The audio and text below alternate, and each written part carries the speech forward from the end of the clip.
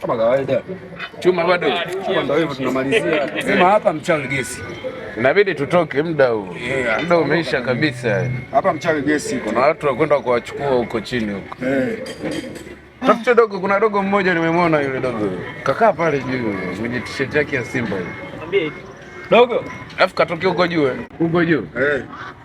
Dogo amekuja na hela ni nani juzi tu hapa garage sasa anajifunza yule hela. Amenunua t-shirt ya Simba. Vidogo vinadharau kule. Uko wapi hapa mtafuta? Wewe dogo. Nakuja. Njoo haraka. Unakuwa na dharau kweli kijaga kido. Kamwitange. Nakuja. Njoo haraka.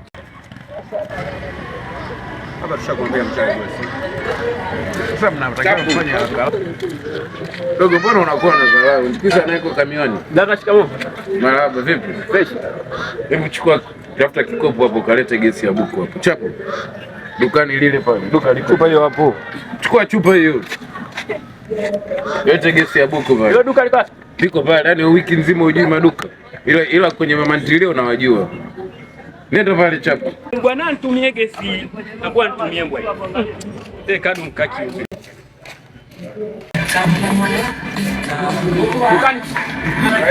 Kuna pesa pale kaniagizia ese ametuma gesi. Uko pale kwenye Costa pale. Kaniagizia gesi ya jelo. Unirudishie change. Unatokea wapi? Atokea huko Mlalo blaza. Gesi ya jelo.